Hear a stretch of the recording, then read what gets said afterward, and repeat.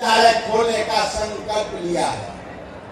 इसलिए फिर से शिक्षा के क्षेत्र में जो इलाका वंचित है, भारत सरकार की तरफ से और बिहार सरकार की तरफ से जो कोशिश हो रही है,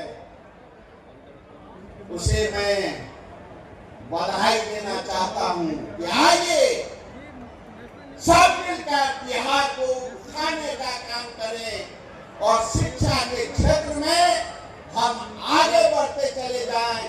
इन्हीं चंद शब्दों के साथ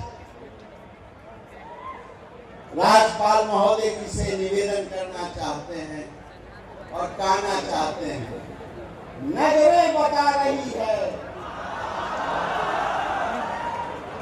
राज्यपाल महोदय जी नजरें बता रही है, तुम दूर जा रहे हो, मैं दिल ये कह रहा है।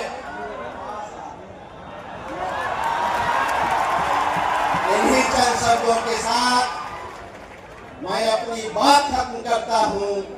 जय हिंद, जय भारत।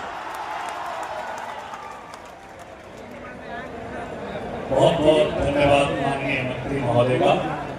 और अब बारी है उनकी जिनको हम सुनने आए हैं, और जब भी हम इनको सुनते हैं ज्ञान का संचार